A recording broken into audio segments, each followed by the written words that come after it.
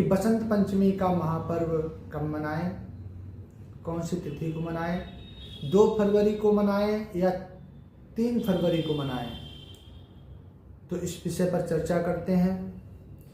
देखिए क्या होता है कि हमारे सनातन धर्म में जब भी कोई तिथि उदया तिथि से प्रारंभ होती है तब से उसका मान लिया जाता है। ऐसे ही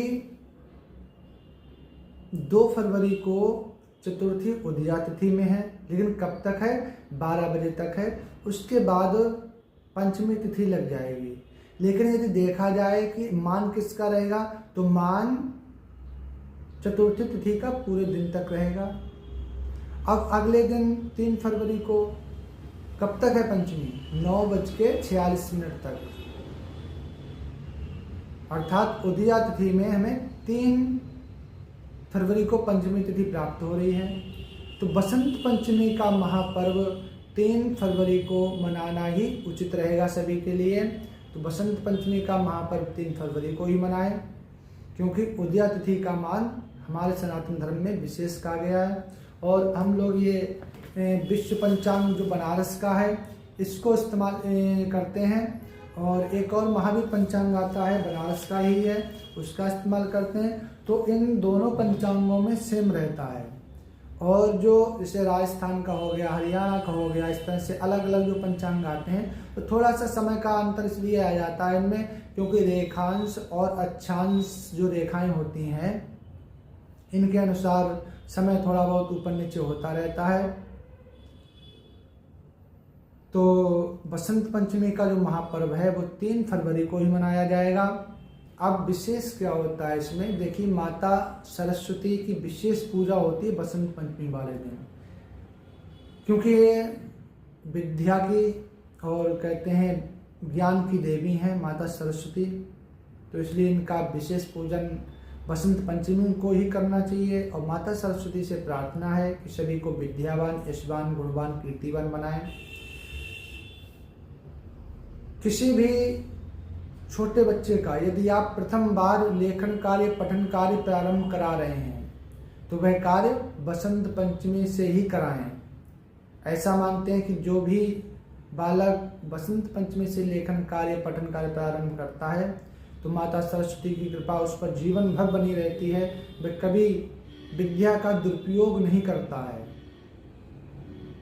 अब बसंत पंचमी को क्या करना चाहिए? बसंत पंचमी को पीला भोजन बना करके, पीले चावल बना करके माता सरस्वती को भोग लगाएं, फिर उस प्रसादी को पाएं। और पीले वस्त्र धारण करना चाहिए। इस पे पंचमी को पीला रंग ही क्यों शुभ माना गया है? आप जिधर भी देखेंगे, जैसे इस समय आप खेतों में देखेंगे तो सरसों के फूल जो होंगे वो पीले पीले ही होंगे। तो बसंत पंचमी को ही विशेष रूप से खिलते हैं, जिसे कहते हैं पूरा खिलना। तो बसंत पंचमी तक पूर्ण रूप से खिल जाते हैं, पूरा खेत पीला पीला दिखता है। और भी कई तरह के फूल होते हैं जो बसंत पंचमी को ही खिलते हैं। अब विशेष क्या होता है इसमें? इस समय बाबा श्याम की बड़ी ही कृपा सब पर चल रही है। और बाबा श्याम का जो बागा होता है, बागा कहते हैं एक वस्त्र के अंदर लगाया जाता है, जो बाबा श्याम के गले में पूर्ण वर्ष तक रहता है। और जब बसंत पंचमी अगले वर्ष आती है तब उसका हटाया जाता है, उसको वहाँ से हटाया जाता है और नूतन वस्त्र वहाँ पर लगाया जाता है। तो ये वस्त्र बहुत ही शक्तिशाली हो जाता है, प्रभावशाली हो जाता है।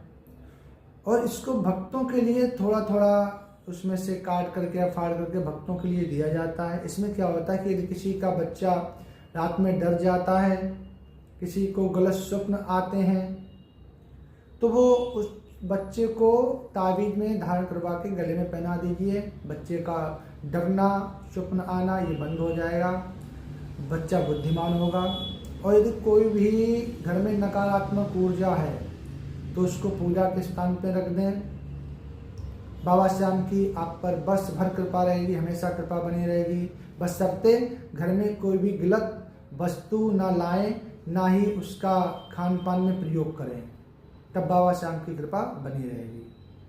तो मैं काली माता मंदिर इज्जतनगर रेलवे स्टेशन के सामने यहाँ पर पुजारी रूप में सेवादार हूँ और यहाँ पर सभी भगवान हैं, राधा कृष्ण, राम जी, हनुमान जी, सरस्वती माता, अन्नपूर्णा मैया, दुर्गा जी, काली जी, शिव परिवार, श्याम बाबा।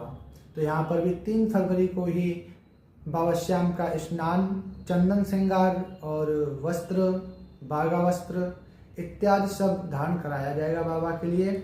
और बागे का वितरण भी 3 फरवरी को ही काली मंदिर से होगा। तो जिस भक्त को चाहिए हो, जिस श्याम प्रेमी को बागा चाहिए हो, तो 10 बजे के उपरांत वह किसी भी समय आ सकता है। और बागे का प्रसाद